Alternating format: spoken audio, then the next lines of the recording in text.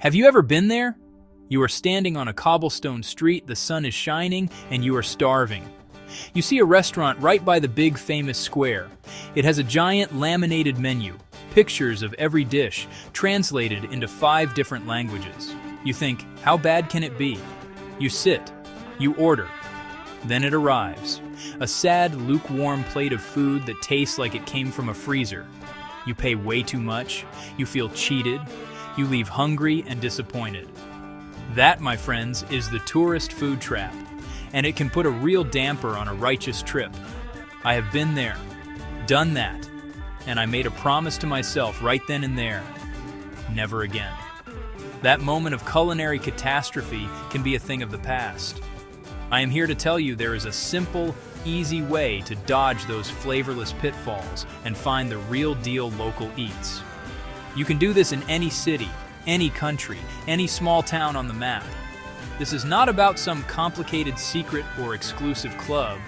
It is about changing how you look for food, just a little bit. I am going to give you a playbook, a few simple habits you can use anywhere, anytime. These moves are money. They will lead you straight to the heart of what a place is all about. It's food.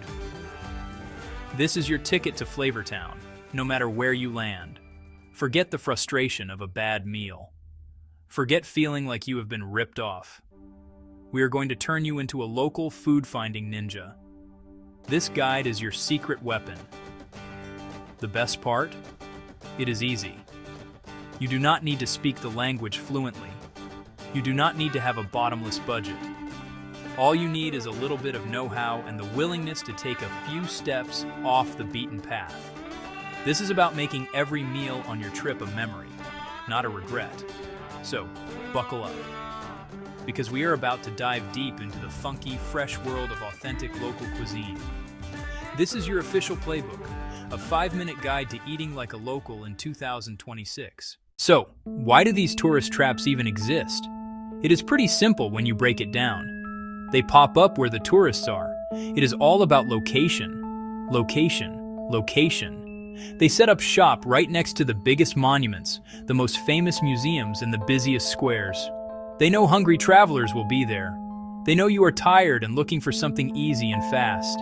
They are not trying to win you over for life. They are just trying to get you in the door once. Their business is built on a constant stream of new, unsuspecting people, not on repeat customers who love their food. These places have a few telltale signs. They are not trying to hide what they are. The menus are a dead giveaway. If you see a menu that looks like a novel, dozens of options, many different cuisines, that is a red flag. A real local spot usually does a few things, and they do them really well. Another sign is the greeter out front, hustling you inside. A place with dynamite food does not need that. The food speaks for itself. The biggest problem is not just that the food is bad. It is that they are totally disconnected from the local culture. The recipes are dumbed down. The ingredients are cheap. You are tasting a business model designed for maximum profit and minimum effort. You are not tasting the grandma's recipe passed down for generations. You are missing the story, the passion, the soul that makes food one of the best parts of traveling. A tourist trap sells convenience, not quality. But that little bit of effort, that friction, is where the magic happens. All right, let's get down to the nitty-gritty. Here is your action plan. 3 simple steps to find killer local food. First, use your phone the right way. Your map app is a good starting point. Do not just pick the highest-rated places. Dig a little deeper. Search local food blogs. Check Instagram food accounts. On the ground, read the reviews. Recent reviews in the local language about specific dishes equals a dynamite sign. All reviews in English saying, "Great for tourists." Be suspicious. Look for keywords: homemade, family-run, hidden gem. Second, follow the people. Locals usually know where the good stuff is. Walk 2 or 3 blocks from the tourist drag. The 3-block rule. The vibe changes. Look where local workers line up for lunch. A line of people in suits, construction vests, office clothes. That is your best Yelp review. If everyone orders the same thing from a window or packed diner, order it too. Avoid empty places or those full of tourists. Eat where locals eat. Third, ask the right person the right question. Do not ask the concierge at a fancy hotel. Find a real local, not in tourism. Ask the corner store owner. Ask a taxi driver. Ask someone watering plants. Keep it simple, no long speech. Smile and ask, "Where do you like to eat for a good, cheap lunch?" Or point at your stomach and say, "Good food?" People are proud to help. These 3 steps, using tech wisely, following the lunch crowd, asking the right people, are your holy trinity. Let me paint you a picture. I was in Mexico City back in 2023, deep in a neighborhood buzzing with energy.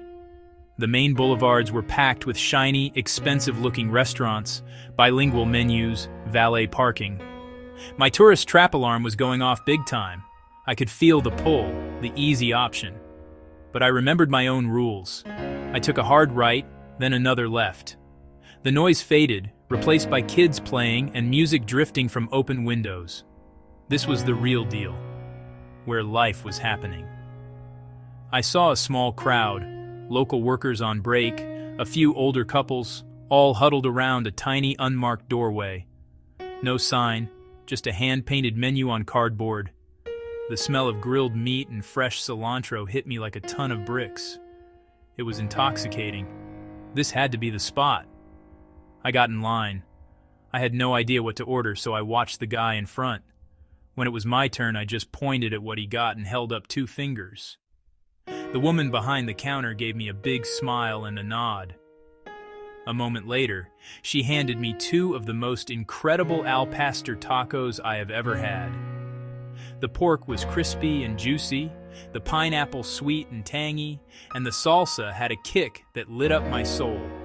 I stood on the sidewalk, shoulder to shoulder with locals, juice dripping down my arm. Heaven. It cost less than a bottle of water at the tourist spot. But it was not about the money. It was about the experience. Real food, made with passion, served to people who appreciated it. Turning down a side street and trusting the local crowd led to a core memory. It proved the system works.